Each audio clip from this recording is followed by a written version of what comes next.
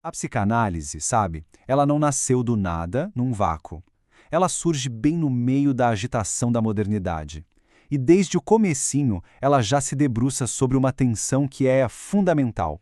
Essa relação entre o nosso mundo interno, os nossos desejos e o mundo aqui fora. A cultura que nos forma e, vamos ser sinceros, às vezes nos deforma.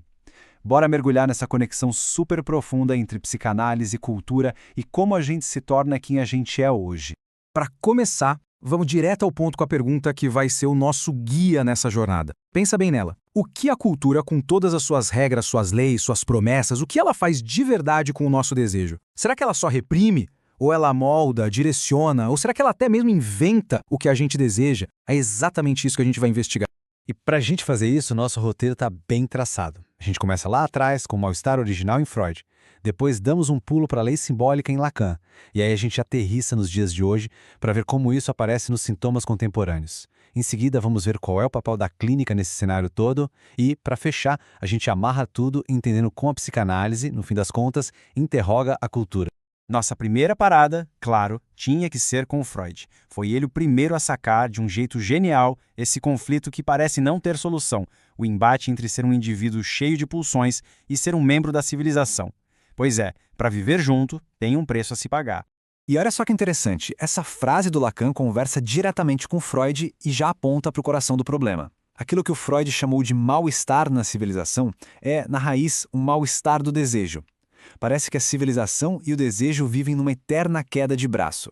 Então, o ponto central é este. Para a gente ter a segurança e todos os benefícios da vida em comunidade, a gente é convidado a abrir mão de alguma coisa. O que Freud vai dizer é que a civilização inteira é construída em cima da nossa renúncia. A gente abre mão da satisfação total e imediata das nossas pulsões, principalmente as mais agressivas e as sexuais. Esse slide aqui detalha bem esse pacto. Essa renúncia não é um detalhezinho, não. É ela que nos constitui como sujeitos sociais. Sem ela, talvez nem existisse sociedade. Só que essa troca não é tranquila, né? Ela cria uma tensão que nunca vai embora, um conflito permanente entre o que a gente deseja e as regras do jogo social.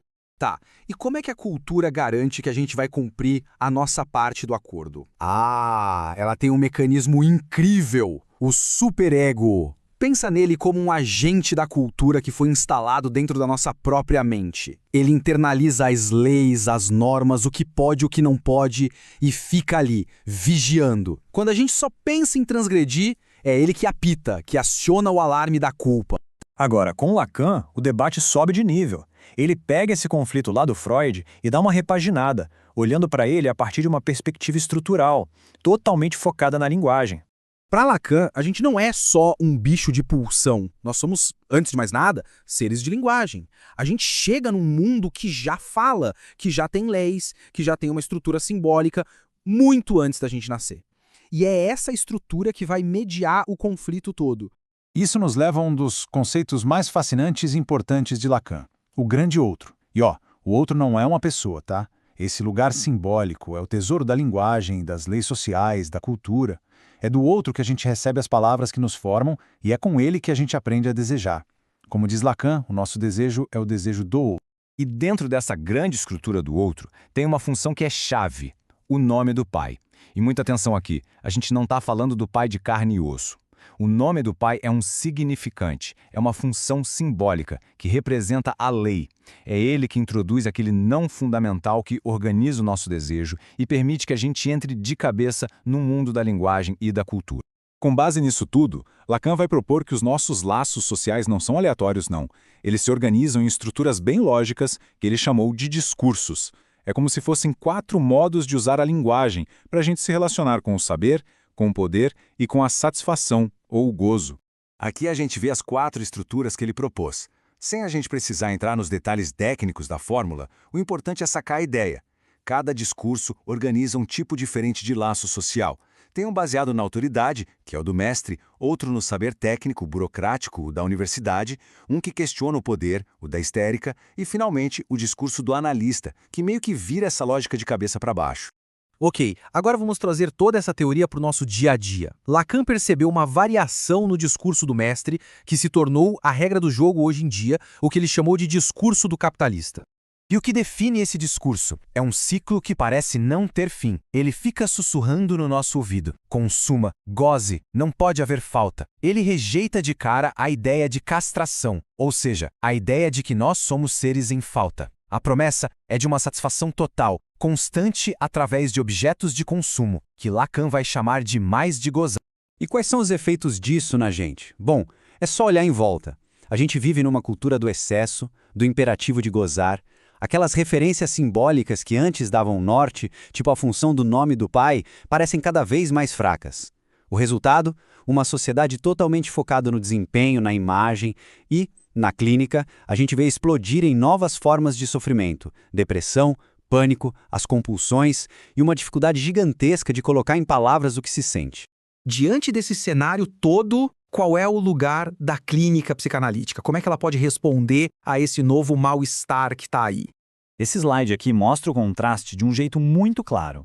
O setting analítico, consultório, funciona na contramão total da lógica social. Onde a cultura grita por gozo imediato, a análise sustenta a falta. Onde o simbólico se enfraquece, a análise oferece um espaço para simbolizar. Onde o que importa é o consumo de objetos, a análise propõe uma ética do desejo. É de fato um espaço de resistência. E isso, claro, exige do analista uma formação muito crítica. Não adianta só dominar a teoria, é preciso compreender o tempo em que se vive. Significa fugir da tentação de querer normalizar a pessoa de acordo com padrões morais e, acima de tudo, bancar a ética do desejo, que é sempre singular, única para cada um. E assim, a gente chega na nossa síntese. Vamos amarrar os pontos principais de toda essa jornada pela relação entre psicanálise e cultura. A grande lição que a gente tira de tudo isso é que a influência da cultura vai muito além de uma simples repressão. A cultura, através da linguagem, dos discursos, ela estrutura a nossa subjetividade e, por consequência, ela dá forma aos nossos sintomas. O sofrimento de hoje simplesmente não tem a mesma cara do sofrimento da época de Freud. E aqui está a postura ética, que é o coração da psicanálise. O objetivo nunca é adaptar a pessoa às exigências da cultura. Muito pelo contrário, a análise é um espaço para que a pessoa possa interrogar a cultura e encontrar uma posição mais autêntica em relação ao seu próprio desejo. Portanto, no mundo que tende a deixar todo mundo igual, através do consumo, do imperativo de desempenho, o setting analítico surge como um lugar potente de resistência. É um lugar onde a singularidade, a palavra de cada um, a história de cada um é valorizada e preservada. E a gente termina com uma questão para todo mundo refletir. Diante desse apelo constante ao gozo, ao excesso, ao ter tudo agora, como é possível para cada um de nós sustentar uma ética do desejo, que implica justamente em reconhecer a falta, em bancar nossa singularidade e em construir um caminho que seja nosso? A questão fica em aberto.